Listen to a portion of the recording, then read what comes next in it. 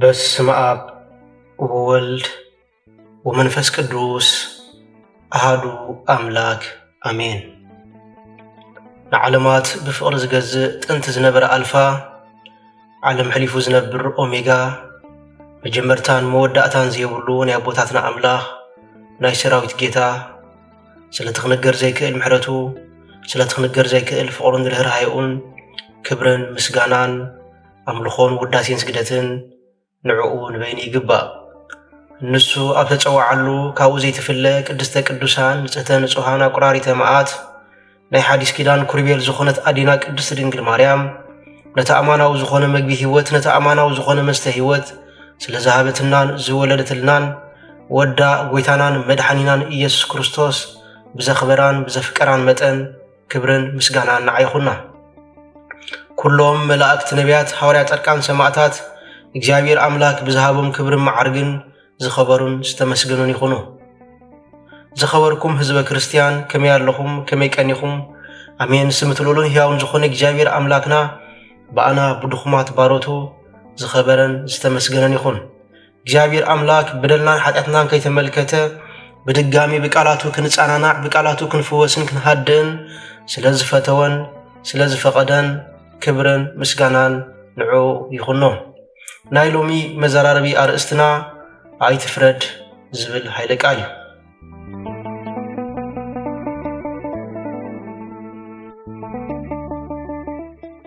ጎይታናን መድሓኒናን ኢየሱስ ክርስቶስ ኣብ ዘመነ ስጋዊኡ ኣብ ዝነበረሉ ግዜ ብዛዕባ ፍርዲ ከም ዘይግባእ ንኻልኦት ምፍራድ ከም ዘይግባእ ብጥብቂ ነጊርና ኣሎ። ኣብ ማቴዎስ ምዕራፍ 7:1 ከም ዝብል ኃይለ ቃል ኣሎ። ከይትፍረድ ሲ ኣይትፍረድ። ምናልባት እዚ ኃይለ ቃል እዚ ሓደ ግዜ ጥራይ ኣይኮነን፣ እንታይ ደኣ ኩሉ ግዜ ኣይትፍረድ። ኣብ ህይወትካ ሙሉእ ንሰብ ኣይትፍረድ። እቲ ምንታይሲ ፍርዲ ካብ ልቢ ስለ ዝጅምር። ቅዱስ ዮሐንስ አፈወርቅ ስለ ፍርዲ አመልኪቱ ከምዚ ይብለና፣ ንሓዊ ዝፈርድ ሱር ፍቅሪ ይቆርጾ ይብለና። ምክንያቱ ፍርዲ ካብ አፍ ኣይኮነን ዝጅምር፣ እንታይ ደኣ ካብ ልቢ ዝጅምር። ብሓሳብ ይጅምር፣ ድሕሪኡ ናብ ሕሹኽታ ይቕየር፣ ሽዑ ቃል ይኸውን፣ ኣብ መወዳእታ ድማ ኣብ ሰባት ቁስሊ ንሕድር ማለት እዩ። ስለዚ ፍርዲ በቤተ ክርስቲያንና ኾነ በመጽሐፍ ቅዱስና ከም ዘይግባእ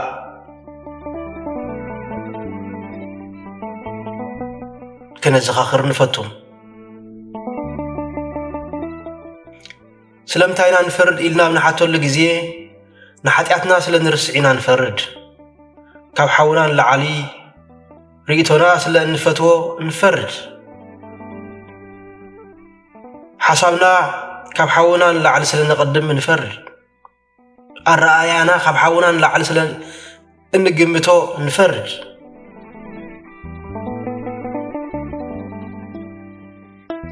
ከምቲ ኣብ መጽሓፍ ቅዱስ ተባሂሉ ዘሎ ኣባኻ ዘሎ ጉንዲ ኣብ ዓይንኻ ዘሎ ጉንዲ ዘይውፃእኻ ኣብ ሓውኻ ዘሎ ገፈል ንምንታይ ክተውፅእ ትመጣጠር? መጀመርታ እቲ ኣብ ዓይንኻ ዘሎ ጉንዲ ንዕኡ ነቒልካ ውፃእ እዩ። ስለዚ ወገናተይ ፍርዲ ከም ዘይግባእ ቅድስት ቤተ ክርስቲያንና ትነግረና ኣላ። ሓደ ግዜ ጥራይ ኣይኮነን፣ ኩሉ ግዜ ክንፈርድ ከም ዘይብልና ሓሊፍካ እውን ዝግበር ፍርዲ ከም ዘይግባእ ቅድስት ቤተ ክርስቲያንና ትነግረና።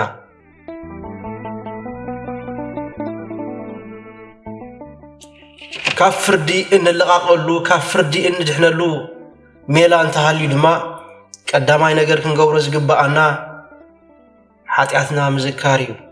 ናይ ካልኦት ጌጋታት ክንርኢ ኣይግባአናን። ናይ ካልኦት ክፍተታት ክንርኢ ኣይግባአናን። ናይ ካልኦት ውድቀታት ክንርኢ ኣይግባአናን። ቅዱስ ኤፍሬም ሴራዊ ብንብዓት እንዳጸለየ ከምዚ ብምባል ጽሒፉሎ፣ ኃጢአተይ ክርኢ እምበር ንሓወይ ክፈርድ መን ሸመኒ መን ፈቐደለይ ብምባል ክጽሊ ከሎ ንርኢ። ስለዚ ወገናተይ ኃጢአትና ክንርኢ እምበር ንሓውና ከይንፈርድ ምስ ገዛእ ርእስና ቃል ኪዳን ክንኣቱ ይግባአና።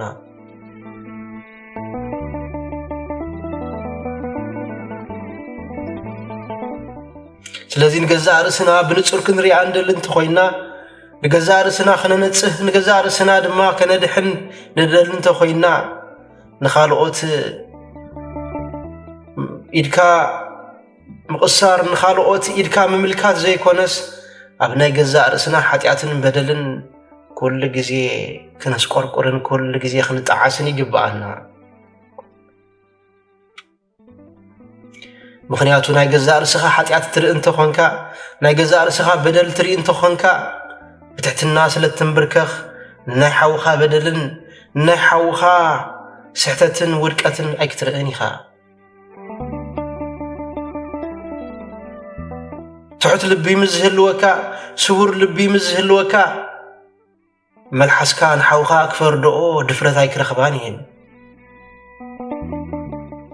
ስለዚ እግዚአብሔር አምላክ ምሕረካ ትደሊ እንተኾንካ እግዚአብሔር አምላክ ይቕረ ክብለልካ ትደሊ እንተኾንካ ንኻልኦት ምሕረት ግበር ንኻልኦት ትፈርድ እንተኾንካ ግን ድሮ ጸጋ አምላኽ ናባኻ ንኸይመጽእ ተዓውቶ ኣለኻ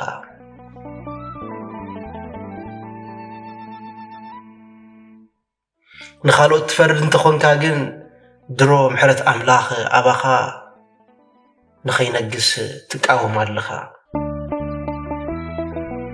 ከመይ ፍርዲ ንነፍስ ስለ ዘዕውራ ካብ ፍርዲ ንላዕሊ ንዓይንቲ ነፍስና ዝዓፁ ነገር የለን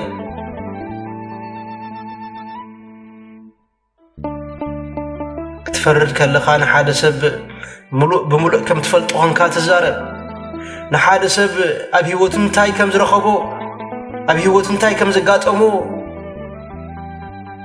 ከይፈለጥካ ብምሉእ ክትፈርድ ትርአ ንልቢ ሰብ ዝፈልጦ ግን ሓደ እግዚአብሔር አምላኽ ጥራይ ወገነይ ስለዚ ኣብ ማንም ሰብ ኣይትፍረድ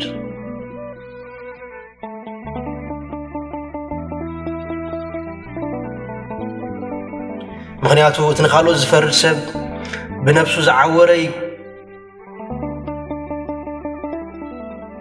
ሰባት ንምንታይ ከም ዝወደቑ ንፈልጦ ነገር የብልናን ሰባት ንምንታይ ከም ዝስሓቱ ንፈልጦ ነገር የብልናን ሰባት ንምንታይ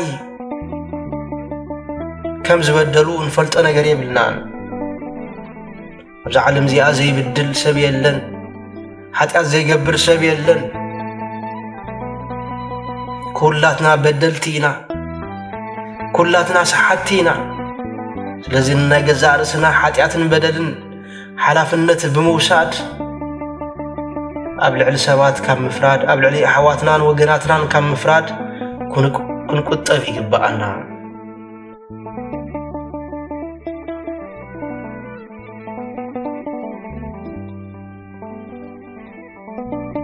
ነቲ ሕቡእ ቁስሊ እቲ ዝወደቐ ሓውና ነቲ ሕቡእ ቁስሊ እቲ ዝተፈርደ ሓውና ዝፈልጦ ሓደ እግዚአብሔር አምላኽ ጥራይ እዩ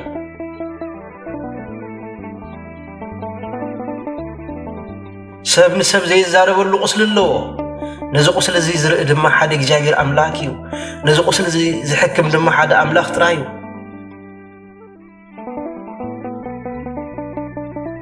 ሓደ ሰብ ምስ ገዛእ ርእሱ ዝገብሮ ቁልስ ምስ ገዛእ ርእሱ ዝገብሮ ግጥም ዝፈልጦ ሓደ አምላኽ ጥራይ እዩ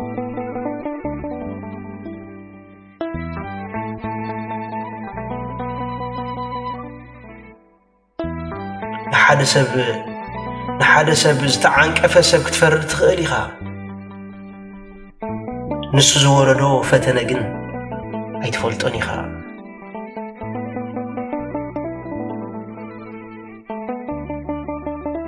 ንሓንቲ እትብድል ሓፍትኻ ክትፈርድ ትኽእል ኢኻ ንሓንቲኻ ዝወደቐት ሓፍትኻ ክትፈርድ ትኽእል ኢኻ ንሳት ሓቢኣ እትነብዖ ጾር ግን ኣይትፈልጦን ኢኻ ንሓደ ዝወደቐ ሰብ ክትፈርዶ ትኽእል ኢኻ ነገር ግን ቅድሚ ምውዳቑ ክንደይ ግዜ ከም ዝተቓለሰ ክንደይ ግዜ ካብ ውድቀቱ ክንስእ ከም ዝፈተነ ኣይትፈልጥን ኢኻ ስለዚ ወገነይ ኣይትፍረድ ክርስቶስ ናብዚ ዓለም እዚኣ ዝመፀ ሰባት ንኸድሕን እምበር ክፈርድ ኣይኮነን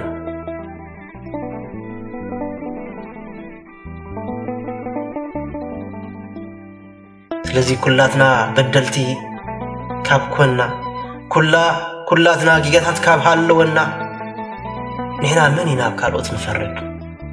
ሐዋርያ ቅዱስ ጳውሎስ ኣብ ሓውኻ ኣይትፍረድ፣ ሓውኻ እንተሃለወ እንተመተ ናይ ክርስቶስ እዩ፣ ንዓኻ ኣብ ልዕሊ ሓውኻ ፍራድ ገይሩ ዝሸመካ መን እዩ ብምባል ይዛረበና።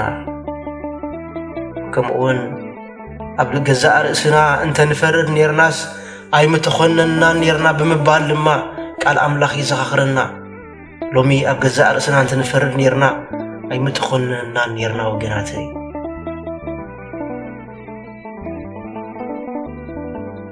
ስለዚ ንሕና ሓመድን ሓሙኽሽትን ክነስና ኣብ ካልኦት ክንፈርድ ንሕና መን ኢና?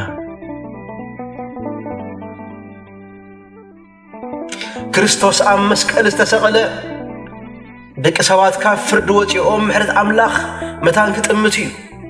ክርስቶስ ኣብ ቀራንዮ ወፂኡ ክልተ ኢዱ ተሸንኪሩ ዝገብርዎ ይፈልጥን እዮም እሞ በደሎም ይቕረበለሎም ዝበለ ኩላትና መሓርቲ መታን ክንከውን እዩ። ኩላትና ይቕረ በሃልቲ መታን ክንከውን እዩ ወገናት። እቲ ብናይ ገዛእ ርእስና ሓጢኣት ኣብ መስቀል ዝተሸንከረ ክርስቶስ እኳ ሰባት ንኸይፈርድ ሰባት ንኸይወቅስ ኣብ ቃንዛን ኣብ ስቃይን እንከሎ ዝገብርዎ ይፈልጥን እዮም ይቕረበለሎም ዝበለ ንስኻ ግዳን ኣብ ሙቸት ኮንካ ንምንታይ ንሓውኻ ትፈርድ? ክርስቶስ ኣምላኽና ኣቦ ይቕረበለሎም ደኣ እምበር ኣቦ ፍረዶም ኣይበለን፣ ኣቦ ኣቃልዓዮም ኣይበለን፣ ኣቦ ቁጣዓዮም ኣይበለን። ምክንያቱ ናይ ምሕረት ኣምላኽ ስለ ዝኾነ።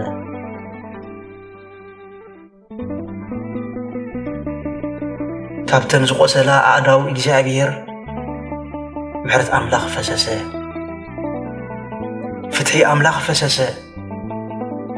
ስለዚ ወገነይ ኣብ ህይወትካ ካትብ ገዛእ ርእስኻ ዝምፀኻዮ መዓት መታን ከይትጭምር ኣይትፍረድ። ፍርዲ ንብዙሕ ጸጋ እግዚኣብሔር ኣምላኽ የጥፍኦ፣ ፍርዲ ንጸሎት የጥፍኦ። ንሓውኻ ኣብ ትፈርደሉ ጊዜ ጸሎትካ ንኾንቲ ይኸውን። ስለምንታይ ጸሎት ትሕትና ስለ ዝሓትት እንተሪእናዮም ጸሎት እቲ ፈሪሳዊን ጸሎት እቲ ተጋውን እንተሪእና ንዓይን ንዓኻትኩምን ዘስተምህር ትምህርቲ እዩ።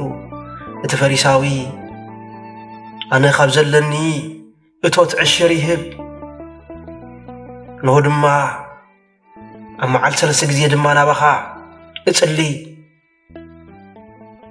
ኣነ ከምዚ ኣብ ጥቓይ ዘሎ ተጋዊ ኣይኮንኩን፣ ሃብተይ ንድኻታት የማቕል፣ ብዙሕ ሰናይ ግብሪ ይገብር፣ ኣነ ከምዚ ኣብ ጥቓይ ዘሎ ተጋዊ ኣይኮንኩን ብምባል ኣብ ቅድሚ ኣምላኽ ብጸሎት ተመጻደቐ።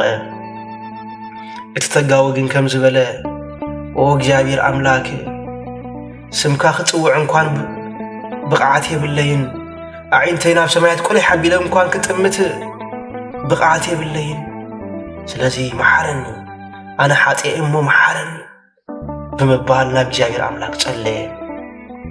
ኣብ ሰዓት እዚ ጸሎቱ ዝተሰምዐ እቲ ተጋዊ ነበረ። ከኣነ ንስኻትኩምን ተጋዊ ኢልና ንጸርፎ ሓጢኣተኛ ንሱ ነበረ። እቲ ፈሪሳዊ ብጸሎቱ ዝተኣማመን፣ ብምጽዋቱ ዝተኣማመን፣ ብተግባራቱ ብዕሽራቱ ዝተኣማመን ግን ካብ እግዚኣብሔር ኣምላክ መልሲ ይረኸበን ወገናተይ። ስለዚ ናይ መብዛሕትእና ጸሎት መልሲ ዘይረክብ ዘሎ ስለ ንፈርድ እዩ፣ ኣብ ካልኦት ኣእዳውና ስለ ነመልክት እዩ ወገናተይ።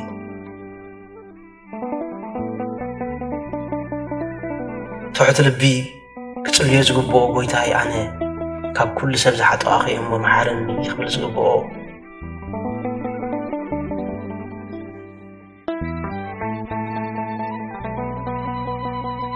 ስለዚ ወገነይ ድኻም ሓውኻ ሸፍኖ፣ ኣምላኽ ድማ ድኻምካ ክሽፍኖ እዩ። ሓጢኣት ሓውኻ እንተሸፊንካዮ እግዚኣብሔር ኣምላክ ድማ ብምሕረቱ ክሽፍነካ እዩ።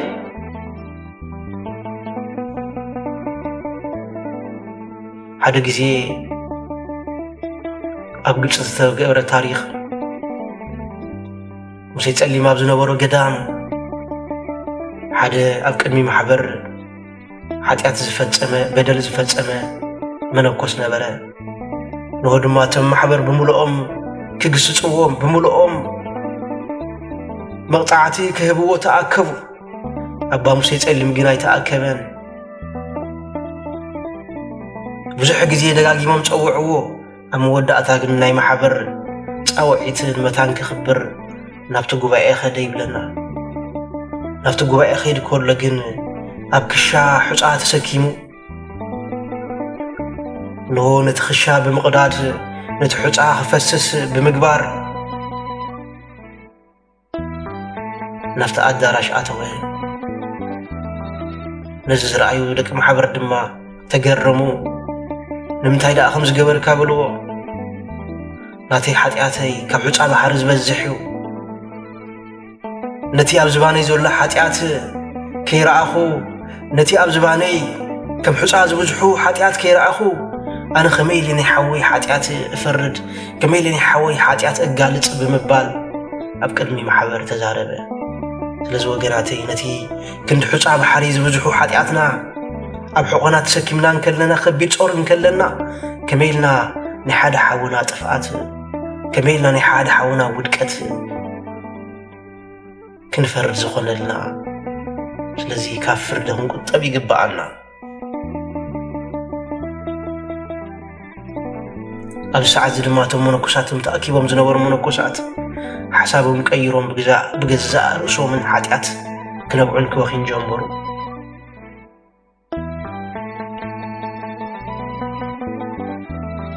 ስለዚ ወገናተይ ናይ ገዛእ ርእስና ሓጢአት ባዕልና ንሰከም ሰብ ነፍሱ ወከፍ ጾሩ ባዕሉ ክስከም ትእዛዝ ተዋሂብዎ እዩ ናይ ገዛእ ርእስና ሓጢአት ባዕልና ንሰከም ንሆ ናታ ሓጢአት ገዲፍና ነቶም ኣሕዋትና ጾር ኣይንኽብደሎም ናይ ፍርዲ ኣእማን ኣብ ሰባት ኣይንሕልብ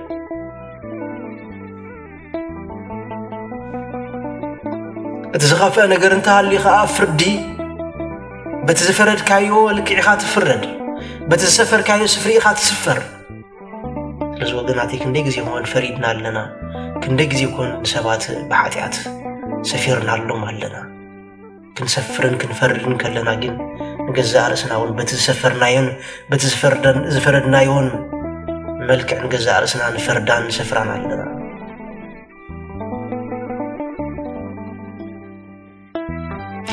ቅዱስ ዮሃንስ ኣፈወርቂ ሕጁን ከምዚ ይብለና ንሓውኻ ክትፈርድ ከለኻ ፍርዲ ባዕልኻ ኣብ መዝገበ ሂወትካ ትጽሕፍ ኣለኻ ይብለና ኣብ ነፍሲ ወከፍ ሰዓት ብዛዕባ ካልኦት ክንዛረብ ከለና በገዛእ ርእስና ምስክርነት ኣብ ገዛእ ርእስና ንፈርድ ኣለና ማለት እዩ ኣብ ገዛእ ርእስና ሰነድ ንጽሕፍ ኣለና ዘረባና ይቐድመና ኣሎ ቅድሚ ውድቀትና ዘረበና ይቕድመና ኣሎ ወገናተይ ስለዚ ካብ ፍርዲ ክንላቐቕ ይግባአና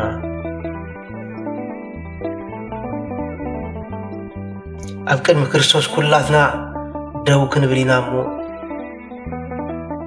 ብዛዕባ ገዛእ ርእስና ሓጢአት ጥራይ ከነስቆርቆር ይግባአና ንኻልኦት ክንፈርድ ኣይግባአናን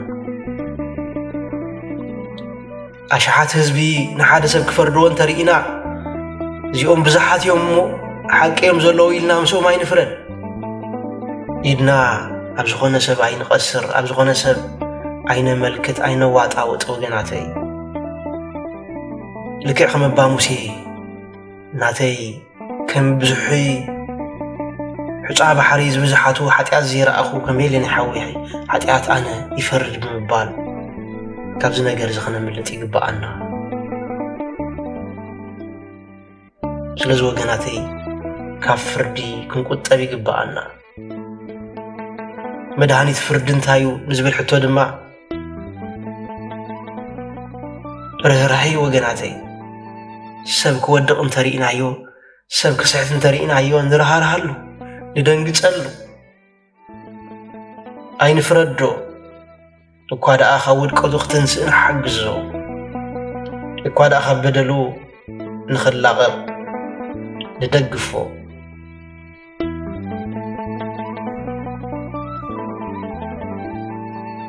እንተኽኢልና እውን ምእንትኡ ንጸሊ مغنياتو دحرنا حيحاونا حاتيات ناتنا حاتيات كمتص ስለዝኾነ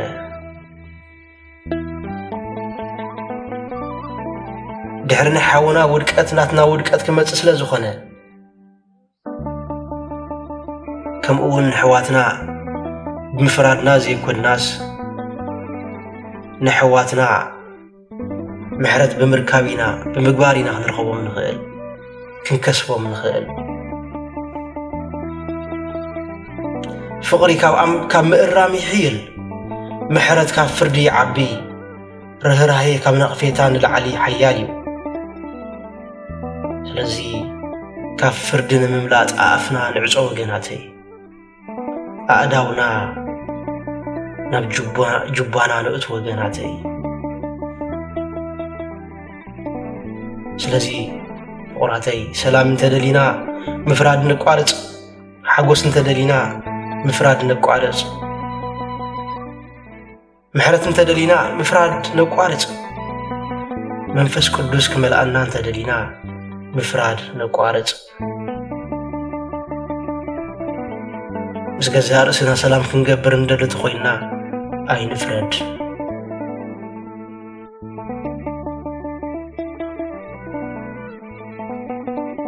لومي نجابر أملاك حنت قال تراي لمنو أبكالوت صبو زرئي أعينتي كهبكا أبكالوت صبو تراي زرئي لبخهبكا أبكند زخونن زصلل لبخهبكا أبكند زقالل زفكر لبخهبكا نكريستوس لمنو